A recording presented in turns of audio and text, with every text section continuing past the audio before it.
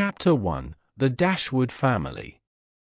The Dashwood family resided at Norland Park, a grand and expansive estate in the county of Sussex. The house itself was a majestic building, set amidst rolling hills, lush gardens, and ancient trees that had stood sentinel for centuries. Norland Park had been the Dashwood family home for generations, embodying stability, tradition, and the prosperity of the Dashwood lineage. The elderly owner of Norland Park, who had been Henry Dashwood's uncle, had maintained the estate with great care and affection. He had no children of his own and had always treated Henry Dashwood as his heir, developing a deep affection for him and his family. Upon the old gentleman's death, the estate naturally passed to Henry Dashwood, who moved in with his second wife and their 3 daughters, Elinor, Marianne, and Margaret. Henry Dashwood had one son, John, from his first marriage. According to the inheritance laws and the uncle's specific stipulations, Norland Park was entailed to John Dashwood. This entailment meant that upon Henry Dashwood's death, Norland Park would pass directly to John, leaving Henry's second wife and their daughters without a permanent home or substantial income. Henry was acutely aware of the fragile financial situation this entailment created for his second family and was deeply troubled by it. Despite his efforts to provide for his wife and daughters, Henry's health began to fail, and he soon realized that his time was limited. His final days were overshadowed by the anxiety of leaving his beloved wife and daughters unprovided for. On his deathbed, he extracted a promise from his son John to take care of his stepmother and half-sisters, urging him to ensure their financial security and emotional well-being. John Dashwood, though not unkind by nature, was easily influenced by his wife, Fanny, a woman of considerable selfishness and social ambition. Fanny Dashwood had little regard for her husband's stepmother and half-sisters, viewing them more as a burden and a threat to her own children's inheritance. Immediately after Henry Dashwood's death, Fanny began to assert her dominance over Norland Park, making it clear that the house was now hers to control. The change was swift and unkind. Fanny quickly moved into the most prominent rooms of the house, relegating the Dashwood women to less comfortable quarters. She minimized their influence in the household and made them feel unwelcome. John, though he had promised his father to look after them, was unable to stand up to his wife's forceful personality and gradually succumbed to her will. Elinor, the eldest Dashwood daughter, was 19 years old. She possessed a calm temperament and a strong sense of duty and responsibility. Elinor's composed nature often made her the family's anchor in turbulent times. She had a deep understanding of the social and financial realities they faced and often had to put aside her own feelings to provide support for her mother and sisters. Marianne, the middle daughter, was 17 years old and contrasted sharply with Elinor. She was passionate, expressive, and deeply romantic. Marianne had an artistic soul and a fervent belief in the ideals of love and passion. Her emotions were always on full display, and she found it difficult to hide her disdain for Fanny's behavior and the injustice of their situation. Margaret, the youngest daughter, was just 13. She was a spirited girl, full of curiosity and energy, still untouched by the harsh realities of the world. Margaret idolized her older sisters and often looked to them for guidance and comfort. Mrs. Dashwood, though heartbroken by the loss of her husband, tried to remain hopeful for the sake of her daughters. She shared Marianne's passionate disposition, often responding to life with great emotion. The loss of Norland Park as their home was a significant blow to her, both emotionally and practically. She had always envisioned her daughters growing up and thriving at Norland, surrounded by its beauty and tradition. It became increasingly clear that the Dashwood women could not remain at Norland Park under Fanny's rule. The atmosphere grew more oppressive with each passing day. Fanny's subtle but consistent efforts to make them feel unwelcome succeeded, and the once warm and lively home became cold and uninviting. Realizing they needed to find a new residence, Mrs. Dashwood began to seek out more affordable accommodations.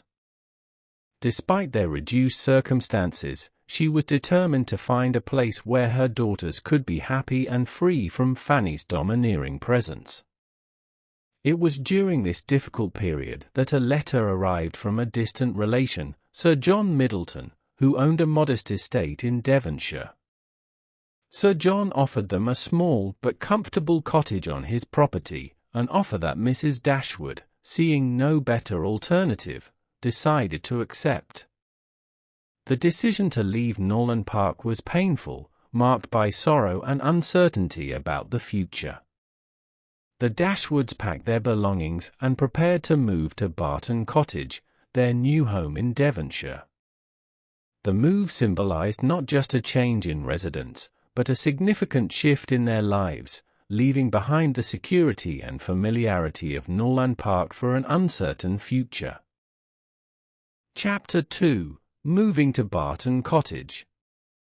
The Dashwood women, faced with the pressing need to vacate Norland Park, accepted an offer from a distant relative, Sir John Middleton. Sir John, a warm-hearted and generous man, invited them to reside in Barton Cottage, a modest home on his estate in Devonshire. Despite the disparity in size and grandeur between Norland Park and Barton Cottage, the offer came as a beacon of hope during their troubled times. The journey from Sussex to Devonshire was both physically and emotionally taxing for the Dashwoods. As their carriage rolled through the picturesque countryside, they couldn't help but reflect on the stark contrast between their former life and the new one awaiting them.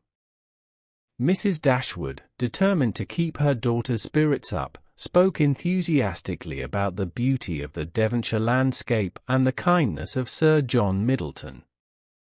Her optimism, though at times forced, helped to alleviate some of the anxieties surrounding their move. Upon arriving at Barton Cottage, the Dashwoods were greeted by Sir John Middleton and his family. Sir John's cheerfulness and easy manners immediately put them at ease. He was a man of great affability and hospitality, eager to make his new tenants feel welcome and comfortable.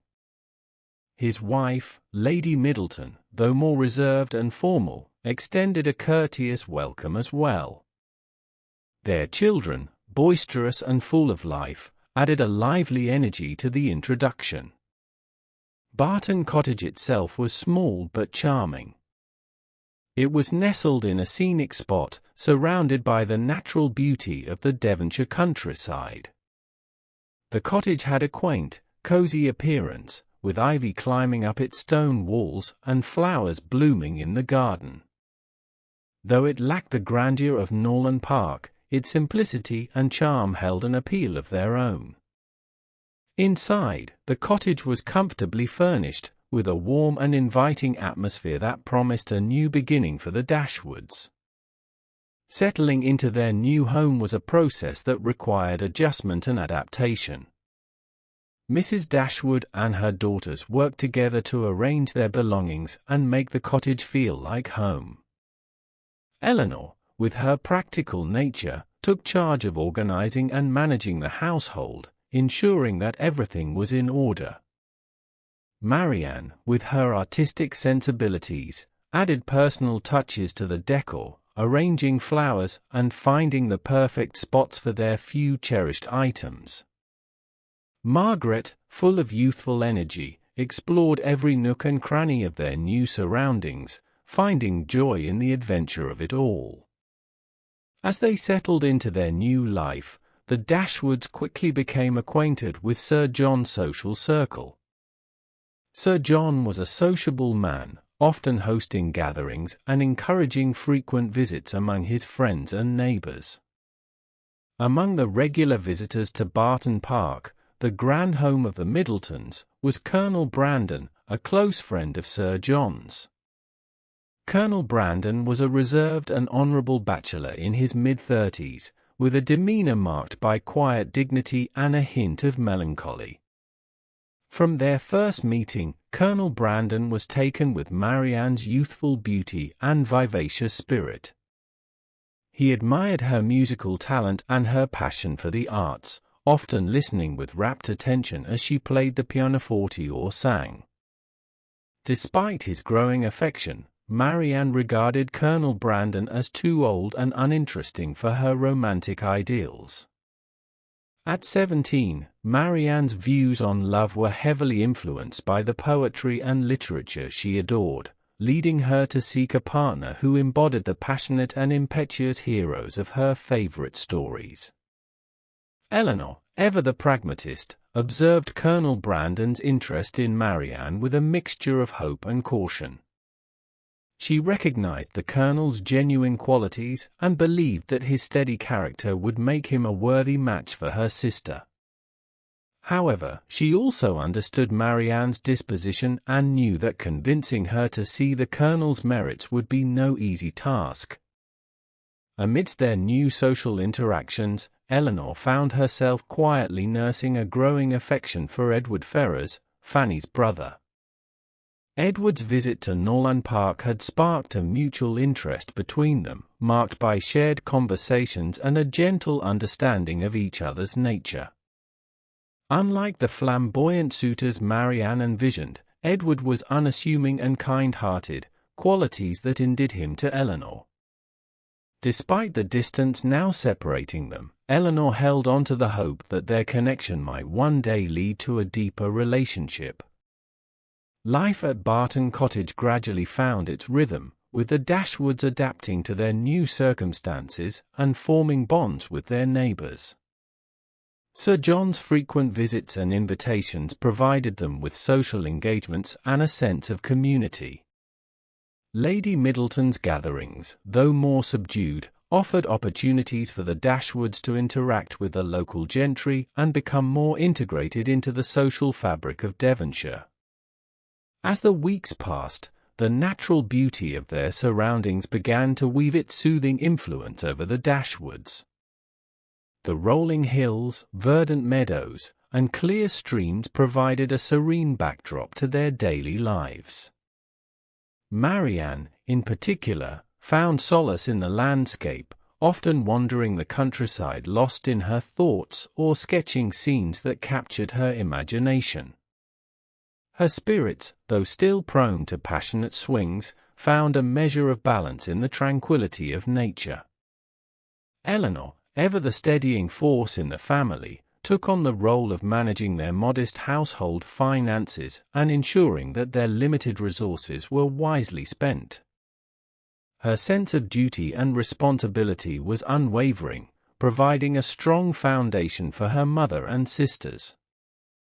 Despite her own private longing for Edward, she focused on the present, drawing strength from her love for her family and her commitment to their well-being. Margaret, the youngest, thrived in the freedom of their rural surroundings. She often accompanied Marianne on her explorations, sharing in her sister's adventures and absorbing her enthusiasm for the natural world. Her youthful exuberance and curiosity brought a lightness to their lives, reminding them of the joy that could be found in simple pleasures. Through their trials and adjustments, the Dashwoods forged a new sense of home and community at Barton Cottage.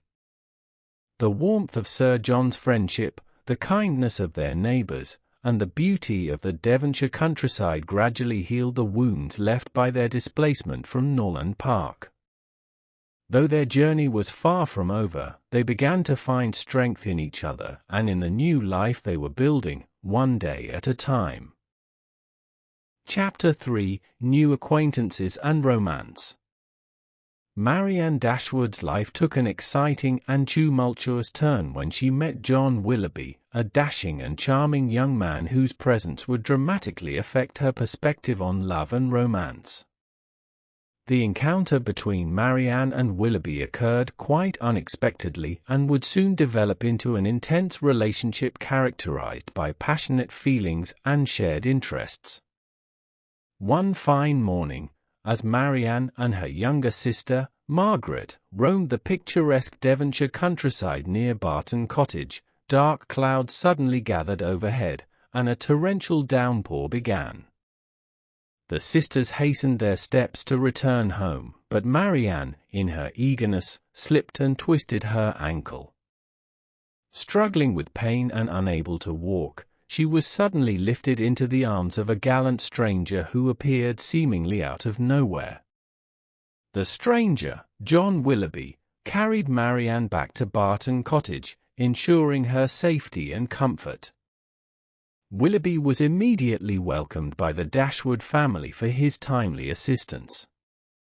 His handsome appearance, lively manners, and courteous demeanour made a strong impression on all, particularly Marianne. From that moment, Marianne's life was filled with a newfound excitement. Willoughby's frequent visits to Barton Cottage soon became the highlight of her days. They shared a deep connection, rooted in their mutual love for poetry, music, and the arts. Their conversations were animated and full of wit, often stretching late into the evening as they discovered more about each other's tastes and passions. For Marianne, Willoughby embodied the romantic hero she had always dreamt of. His gallant rescue and their shared interests fueled her imagination, making her believe that she had found her ideal partner. The intensity of her feelings was matched by Willoughby's apparent affection, as he lavished her with attention and compliments, further deepening her infatuation. Despite the evident passion between Marianne and Willoughby, their relationship lacked the propriety expected by society at the time. They often spent long hours together, unchaperoned, discussing their innermost thoughts and feelings with little regard for social conventions. Marianne's mother, Mrs. Dashwood, though a romantic herself, was somewhat concerned by the speed and openness of their courtship. However, seeing her daughter so happy and animated, she chose to believe in the sincerity of Willoughby's intentions. Elinor, on the other hand, viewed Marianne's growing attachment with a mixture of concern and caution. While she recognized Willoughby's charm and the joy he brought to Marianne, Elinor was wary of the potential consequences of such an unguarded romance. She understood the importance of societal expectations and propriety, fearing that Marianne's disregard for these norms could lead to heartache. Meanwhile, Elinor herself was in a state of emotional turmoil. Edward Ferrars, the man she quietly loved, had been conspicuously absent from her life since they left Norland Park. His silence and lack of communication weighed heavily on her heart. Elinor's practical nature clashed with her deep-seated feelings for Edward, leaving her in a state of inner conflict. She tried to focus on the present and her responsibilities, but her thoughts often drifted back to Edward, wondering about the reasons for his prolonged silence. Elinor suspected that Edward's family, particularly his overbearing mother, might be exerting pressure on him to marry someone of higher social standing and greater wealth. This suspicion, combined with her own insecurities, led her to fear that Edward might be engaged to someone else.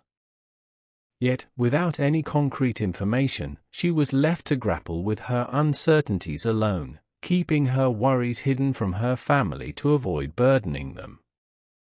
The dynamic at Barton Cottage shifted with the arrival of the Steele sisters, Lucy and Anne, who were distant relations of Mrs. Jennings, a friend of the Middletons. Lucy Steele, in particular, took a keen interest in Elinor, seeking her friendship and confidence. Lucy's outward charm masked a more calculating nature, and she soon revealed a secret that plunged Elinor into deeper distress. In a private conversation, Lucy confided to Elinor that she had been secretly engaged to Edward Ferrars for several years.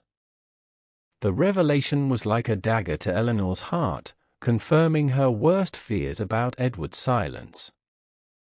Lucy spoke of their engagement with a mixture of pride and anxiety, expressing her own frustrations about Edward's inability to secure a stable income and the uncertainty of their future. Elinor, though devastated, maintained her composure, listening with a calm exterior while her heart ached with the knowledge that Edward was bound to another. Amidst these personal trials, the social life at Barton Cottage continued with various engagements and visits. Sir John Middleton's home, Barton Park, was a hub of activity, often filled with guests and neighbours. The Dashwoods found themselves frequently invited to dinners and gatherings, where they mingled with the local gentry. These events provided a welcome distraction from their personal concerns, offering moments of levity and social interaction.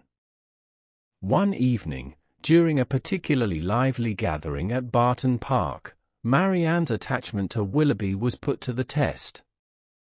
Colonel Brandon, who had developed a quiet affection for Marianne, observed her interactions with Willoughby with a mix of admiration and sadness.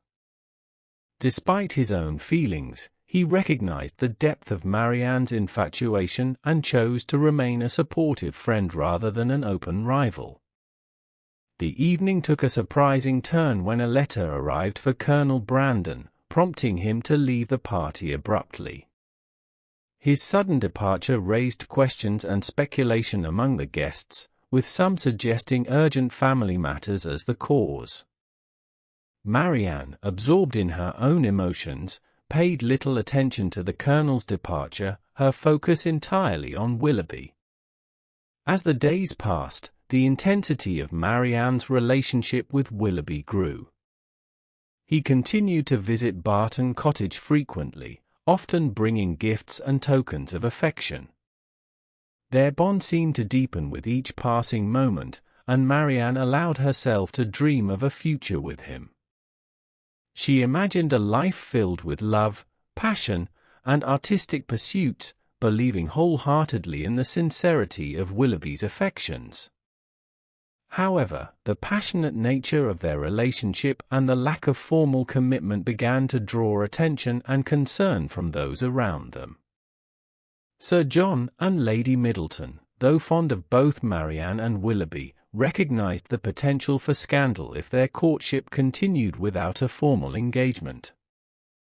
Mrs. Jennings, ever the gossip, speculated openly about the likelihood of an impending marriage, adding to the pressure on Marianne and Willoughby to formalize their relationship. Elinor, observing the growing tension, felt a renewed sense of responsibility to protect her sister. She tried to gently caution Marianne about the importance of propriety and the potential consequences of an unguarded romance. Marianne, however, was too deeply entrenched in her feelings to heed Elinor's warnings, viewing them as unnecessary and overly cautious. As autumn turned to winter, the social season brought new opportunities and challenges. Invitations to visit London arrived, promising a change of scenery and new experiences. Marianne eagerly anticipated the trip, hoping that a change of environment might bring clarity and resolution to her relationship with Willoughby. Elinor, though hesitant, agreed to the journey, recognizing the need for a fresh perspective and a break from the emotional turmoil they had been enduring. The move to London marked a significant shift in their lives, exposing them to the bustling social scene and the complexities of urban society. Marianne, filled with anticipation, looked forward to seeing Willoughby in this new setting, while Elinor prepared herself for the possibility of encountering Edward and facing the reality of his engagement to Lucy. Their time in London would prove to be a pivotal period, testing the strength of their relationships and their own resilience. The experiences they would encounter in the city would challenge their perceptions of love, loyalty, and societal expectations, ultimately shaping their paths and the futures they would come to embrace. Chapter 4: Trials and Disappointments. As winter set in, the Dashwood sisters embarked on their much-anticipated trip to London, accompanied by their ever-affable friend, Mrs. Jennings. The bustling city promised new experiences and a reprieve from the emotional trials they had faced in Devonshire. However, this period would soon prove to be one of profound challenges and heartaches for both Elinor and Marianne, testing their resilience and fortitude. Elinor, ever the pillar of composure and practicality, had managed to suppress her emotional turmoil following Lucy Steele's shocking revelation about her secret engagement to Edward Ferrars. Lucy Steele, a guest of the Middletons, had chosen to confide in Elinor, not out of genuine friendship, but rather as a strategic move to secure her own position. Lucy's revelation was a calculated act, aimed at asserting her claim over Edward and subtly undermining Elinor, whom she perceived as a rival. The disclosure of Edward's secret engagement struck Elinor deeply, confirming her worst fears about his prolonged silence. She had always admired Edward for his integrity and kindness, and the thought of him being entangled in a commitment to someone as manipulative as Lucy Steele was agonizing. Yet, despite the immense distress this knowledge caused her, Elinor maintained her characteristic composure, determined not to burden her family with her personal sorrow. In London, the Dashwood sisters were warmly received by Mrs. Jennings, who delighted in their company and took it upon herself to ensure they were included in the social whirl of the season. The invitations to parties, balls, and gatherings poured in, providing a temporary distraction from their inner turmoil. Among the various engagements, one invitation held particular significance for Marianne, a visit to the home of Mrs. Smith, an elderly relative of John Willoughby. Marianne's spirits soared with the hope of seeing Willoughby in London, where she believed they could rekindle their connection and solidify their future together. However, her anticipation was met with crushing disappointment when Willoughby, though present in the city, made no effort to contact her. Days turned into weeks without a word from him, leaving Marianne in a state of anxious confusion. The situation came to a head during a grand ball at the home of Lady Middleton. Marianne, her heart full of expectation, finally saw Willoughby across the crowded room. Her initial joy quickly turned to shock and devastation as she observed his cold and distant demeanor. When she approached him, hoping for an explanation, Willoughby's response was chillingly indifferent. He greeted her with a formality that starkly contrasted with the warmth and intimacy they had shared in Devonshire. Marianne's distress was palpable, and she could barely contain her emotions as she watched Willoughby leave the ball without offering any explanation for his behavior. The following days were marked by a deepening sense of despair as Marianne grappled with the sudden and inexplicable change in Willoughby's attitude. Her anguish was compounded when she learned the devastating truth: Willoughby had become engaged to Miss Grey, a wealthy heiress. The news of Willoughby's engagement to Miss Grey, driven by financial motivations, shattered Marianne's romantic ideals. She had believed in the purity of their love, only to discover that Willoughby had chosen material gain over genuine affection.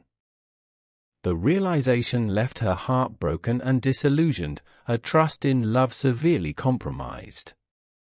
Elinor, witnessing her sister's profound grief, offered what comfort she could, though she herself was bearing the weight of her own silent suffering.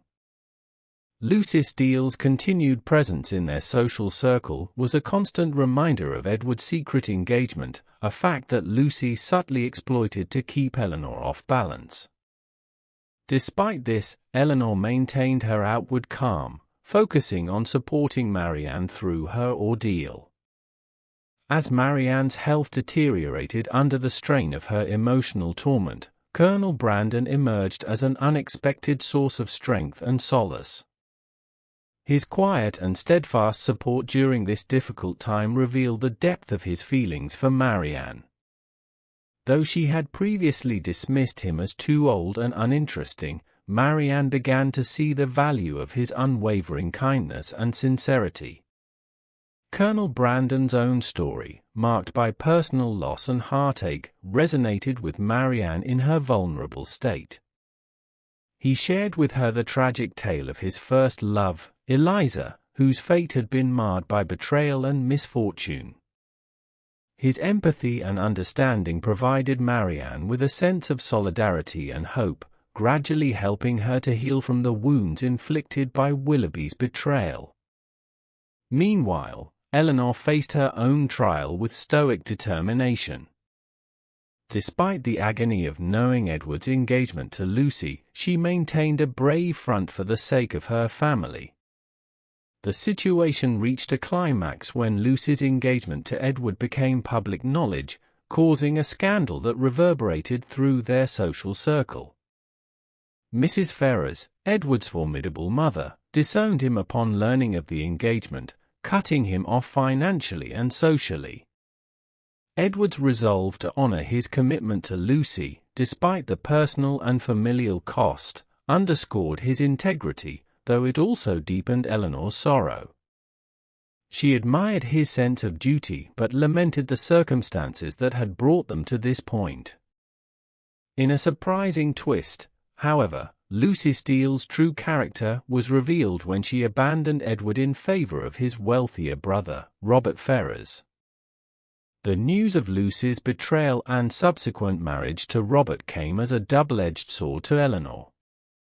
On one hand, it freed Edward from his ill-fated engagement, rekindling the hope of a future together. On the other hand, it highlighted the precariousness of their situation, given Edward's loss of familial support and financial stability. In the midst of these personal upheavals, the Dashwood sisters continued to navigate the complexities of their social environment. The steadfast support of friends like Colonel Brandon and Mrs. Jennings provided some measure of stability amidst the chaos. Through these trials, the sisters' bond grew stronger, fortified by shared experiences of love, loss, and resilience. Elinor's pragmatic approach to life and love stood in stark contrast to Marianne's passionate and idealistic nature. Yet, their different perspectives complemented each other, allowing them to support one another through their respective heartbreaks. Elinor's silent strength and Marianne's emotional depth created a balance that enabled them to face their challenges together. As spring approached, the Dashwoods began to see the light at the end of their dark winter. Marianne's health slowly improved with the care and attention of her family and friends, and she gradually came to terms with the reality of her situation.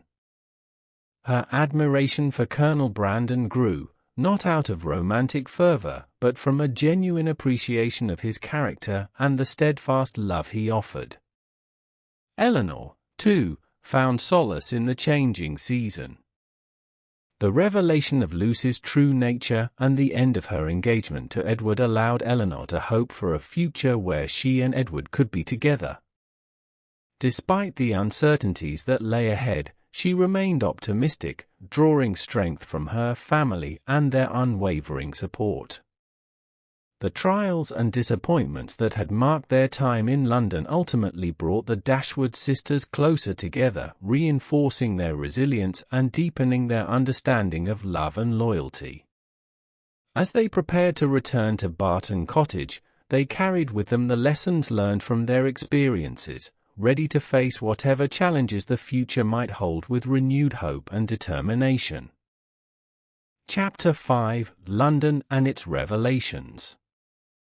As winter transitioned into the early months of the new year, the Dashwood sisters, accompanied by Mrs. Jennings, journeyed to London.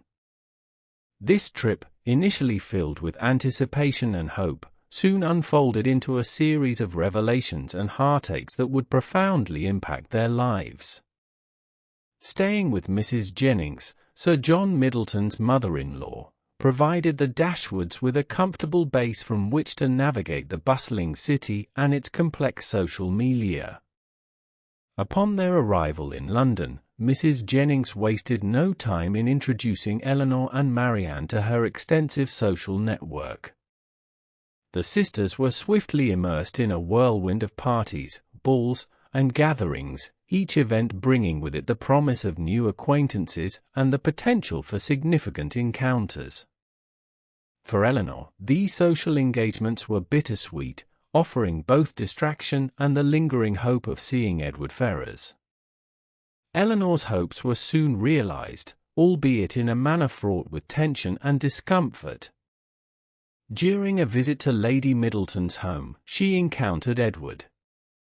The meeting was marked by an awkward formality, with Edward's demeanor revealing the strain of his secret engagement to Lucy Steele. His typically warm and amiable nature was overshadowed by a palpable anxiety, and his interactions with Elinor were stilted and reserved. Elinor, ever composed, masked her distress, engaging Edward in polite conversation while her heart ached with the knowledge of his divided loyalties. The strain on Edward was evident in his furtive glances and hesitant speech. He was torn between his sense of duty to Lucy and his deep, unspoken affection for Elinor. Their brief exchange left Elinor with a mixture of sorrow and empathy, as she recognized the internal conflict Edward was enduring. Despite her own pain, she wished him well, hoping that he might find a resolution to his predicament that did not further entangle their hearts. While Elinor grappled with her emotions in a measured and controlled manner, Marianne's experience in London was marked by a dramatic and devastating turn of events. Ever the romantic, Marianne arrived in the city with a heart full of hope, eagerly anticipating a reunion with John Willoughby. She envisioned rekindling their passionate connection, believing that the change of setting might prompt Willoughby to reaffirm his feelings and intentions. Marianne's initial attempts to reconnect with Willoughby were met with silence, a silence that grew increasingly oppressive with each passing day. Her letters went unanswered, and her inquiries through mutual acquaintances yielded little information. This uncharacteristic distance from Willoughby, once so attentive and affectionate, filled Marianne with a growing sense of dread and confusion. The pivotal moment came at a grand ball hosted by Lady Middleton. Marianne, dressed in her finest gown and filled with anticipation, spotted Willoughby across the crowded room. Her heart leapt at the sight of him, and she moved towards him with an eagerness that was met with a cold and formal reception. Willoughby's demeanor was distant, his eyes avoiding hers as he offered a brief and perfunctory greeting. The emotional blow was swift and severe. Marianne, her face flushed with a mixture of embarrassment and heartbreak, struggled to comprehend Willoughby's transformation. The man who had once been the epitome of romantic order now stood before her as a stranger, indifferent and aloof. Her confusion turned to anguish when, shortly after their brief encounter, she received a letter from Willoughby. The letter, written in a tone of chilling detachment, declared his engagement to Miss Sophia Gray, a wealthy heiress. Willoughby's words were courteous, but devoid of any affection or regret, making it clear that his decision was driven by financial security rather than love. The letter shattered Marianne's romantic illusions, leaving her in a state of profound despair. The man she had believed to be her soulmate had chosen material wealth over their shared passion, revealing the fragility of her dreams. Marianne's response to this heartbreak was intense and visceral. She became consumed by her grief, her health deteriorating rapidly under the weight of her emotional turmoil. She withdrew from social activities, her once vivacious spirit replaced by a pallor of sorrow. Her appetite waned, and sleepless nights left her weak and feverish. Mrs. Jennings, though well-meaning, could do little to console her, while Elinor bore the brunt of supporting her sister through this harrowing period. Elinor, despite her own heartbreak, remained a pillar of strength for Marianne. She tended to her sister with unwavering dedication, offering both practical care and emotional support. Elinor's ability to maintain her composure in the face of such personal anguish was a testament to her resilience and selflessness. She encouraged Marianne to eat, persuaded her to rest, and provided a constant, calming presence. In the midst of these personal trials, Elinor found an unexpected ally in Colonel Brandon. The Colonel, who had long harbored feelings for Marianne, was deeply moved by her suffering. His own past, marked by loss and unfulfilled love, gave him a unique empathy for Marianne's plight. He visited regularly, offering quiet companionship and support. His steady presence became a source of comfort for both sisters, his kindness a balm for their wounded hearts. As Marianne's health fluctuated, Elinor continued to manage the household and their social obligations. The sisters' contrasting responses to their respective heartbreaks highlighted their differing temperaments. Marianne's emotional intensity and openness stood in stark contrast to Elinor's reserved composure and inner strength. Yet, these differences also underscored the depth of their bond, as they navigated their challenges together. The revelations and trials of their time in London brought a deeper understanding of love, loyalty, and resilience to the Dashwood sisters. Marianne, through her suffering, began to see the value of steadiness and sincerity in love, qualities embodied by Colonel Brandon. Her idealistic notions of romance were tempered by the harsh realities she had faced, leading her to appreciate the importance of character and integrity. For Elinor, the period was one of quiet endurance and hope. The end of Lucy Steele's engagement to Edward, driven by Lucy's own ambition and opportunism, offered a glimmer of possibility. Though Edward's future remained uncertain, Elinor's steadfast love and unwavering support laid the groundwork for a potential reconciliation. As spring approached, bringing with it the promise of renewal, the Dashwoods prepared to leave London and return to Barton Cottage. The experiences they had endured in the city had left indelible marks on their hearts and minds, shaping their perspectives and fortifying their spirits. The trials and disappointments they faced had deepened their understanding of themselves and each other, preparing them for whatever lay ahead. Their return to Barton Cottage was marked by a renewed sense of hope and determination.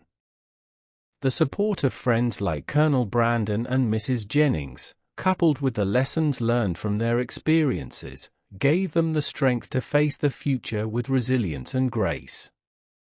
The sisters' bond, forged in the crucible of heartache and revelation, remained unbroken, a testament to their enduring love and loyalty. Chapter 6: Healing and Hope. The return to Barton Cottage marked a turning point for the Dashwood sisters, as they sought solace and renewal amidst the familiar surroundings of rural Devonshire. The tranquil setting provided a stark contrast to the bustling intensity of London, offering a healing sanctuary where Elinor and Marianne could begin to recover from the emotional tumult they had experienced. Marianne, still fragile from the devastating revelation of Willoughby's betrayal, found comfort in the gentle care and steadfast affection of Colonel Brandon. His visits to Barton Cottage became a regular occurrence, each visit characterized by his quiet attentiveness and sincere concern for Marianne's well-being. Unlike Willoughby's fleeting charm and superficial gestures, Colonel Brandon's kindness spoke of a deeper, more enduring affection that resonated with Marianne in her vulnerable state. Through their conversations and shared moments, Marianne began to see Colonel Brandon in a new light. His reserved demeanor masked a profound depth of feeling, tempered by his own experiences of loss and unrequited love. His unwavering support during her illness revealed a steadfastness and sincerity that stood in stark contrast to Willoughby's capriciousness. Marianne's admiration for Colonel Brandon grew as she recognized the qualities of character and integrity that he embodied. Elinor, too, found solace in the tranquility of Barton Cottage, though her thoughts often turned to Edward Ferrars and the uncertain future that lay ahead for them. The unexpected news that Lucy Steele had transferred her affections to Edward's younger brother, Robert Ferrars, came as a surprising and somewhat ironic twist. Lucy's motives, driven by ambition and a desire for wealth and social status, had led her to abandon Edward, thereby releasing him from their secret engagement. The revelation brought a mixture of emotions for Elinor. On one hand, it offered a glimmer of hope for her own future with Edward, as Lucy's betrayal effectively ended their engagement. On the other hand, it underscored the precariousness of their situation, given Edward's strained relations with his family and his uncertain financial prospects. Elinor approached the news with cautious optimism, recognizing that their path forward would require patience, perseverance, and perhaps a measure of sacrifice. The dynamics at Barton Cottage shifted subtly as spring unfolded into summer. The Dashwood sisters, strengthened by their shared experiences and supported by their newfound understanding of love and resilience, began to rebuild their lives. Marianne's health gradually improved under Colonel Brandon's attentive care, while Elinor focused on managing their household and maintaining a sense of normalcy. Colonel Brandon's growing affection for Marianne did not escape the notice of their small community. His quiet devotion and steadfast presence were evident to all, prompting speculation and gossip among their neighbors. Mrs. Jennings, ever observant and fond of matchmaking, took a keen interest in the developing relationship between Marianne and the Colonel. She saw in Colonel Brandon a worthy suitor whose sincerity and loyalty offered Marianne the stability and security she had previously sought in Willoughby. For Marianne, the contrast between Willoughby's superficial charm and Colonel Brandon's quiet strength became increasingly apparent.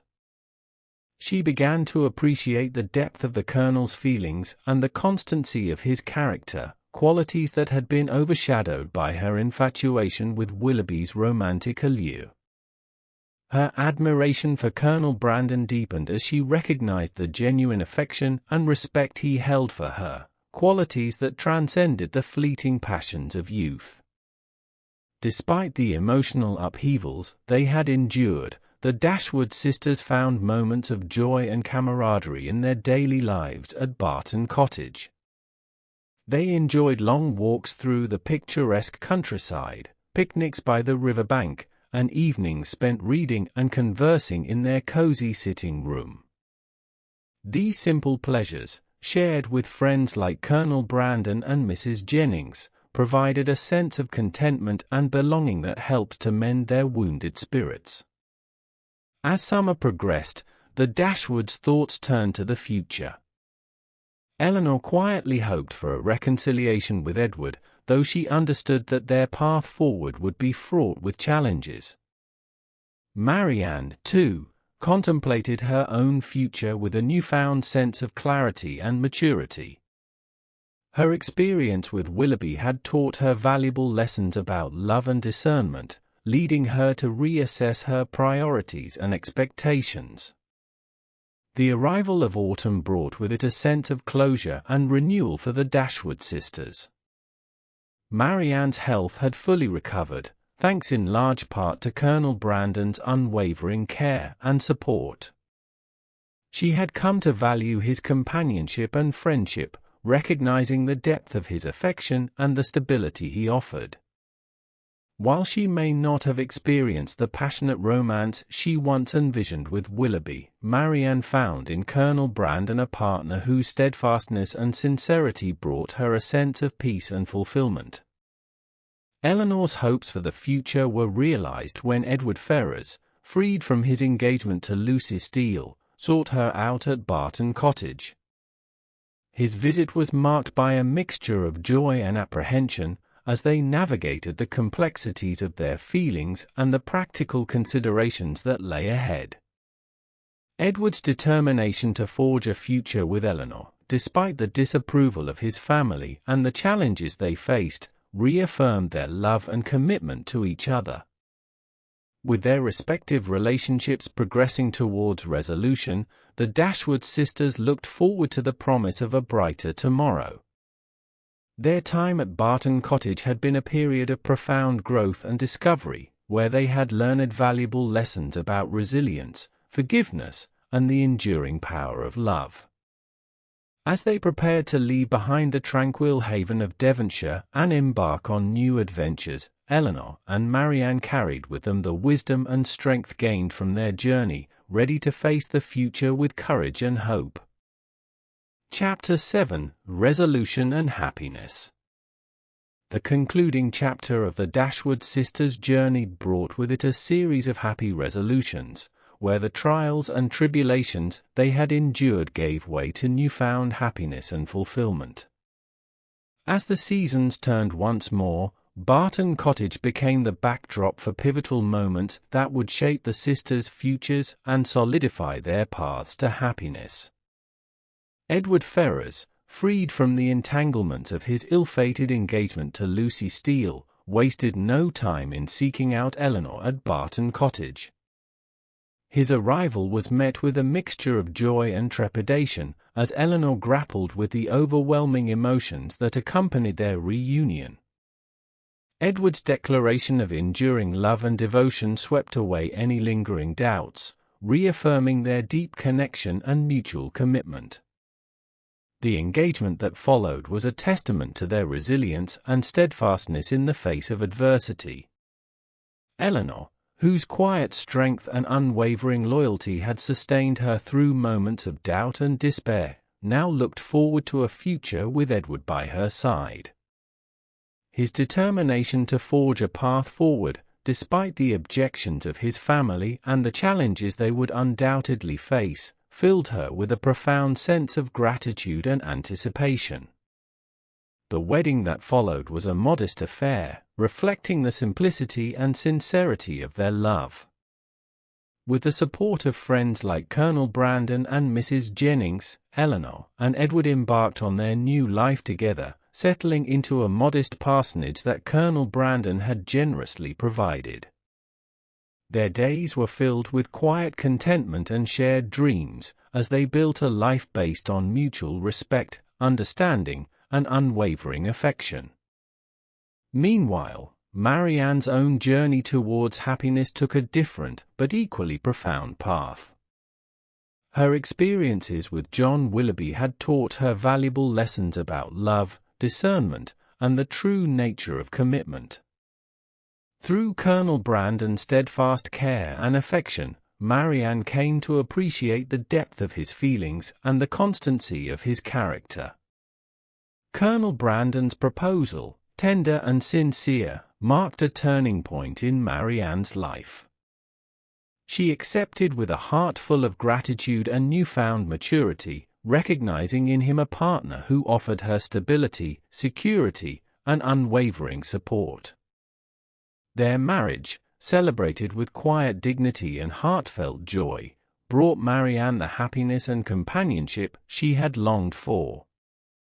The Dashwood sisters, though faced with trials and heartaches throughout their journey, ultimately found happiness and security through their steadfastness and mutual affection. Elinor's pragmatic approach to life complemented Marianne's emotional depth, creating a balance that enriched their bond and strengthened their resilience. As they settled into their respective marriages and embraced the future with renewed optimism, the Dashwoods carried with them the lessons learned from their experiences. Their time at Barton Cottage had been a period of growth and discovery, where they had confronted the complexities of love, loss, and forgiveness. Through it all, they had emerged stronger and more resilient, ready to face whatever challenges the future might hold. The support of friends like Colonel Brandon and Mrs. Jennings had been instrumental in guiding them through their trials and celebrating their triumphs. Their unwavering loyalty and steadfast friendship had provided a foundation of stability and reassurance, reinforcing the bonds of family and community that sustained the Dashwoods through every season of life. As the story drew to a close, the Dashwood sisters looked forward to the promise of a brighter tomorrow. Their journey had been marked by moments of sorrow and joy, heartache and triumph, but through it all, they had discovered the enduring power of love and the strength that comes from facing life's challenges with courage and grace. Barton Cottage, nestled amidst the idyllic beauty of Devonshire, became a symbol of their journey, a place where hope was restored, wounds were healed, and dreams were realized. For Elinor and Marianne Dashwood, and for the loved ones who supported them along the way, happiness was not merely a destination but a journey that they had traveled together, finding solace, strength, and ultimately, lasting happiness in each other's embrace.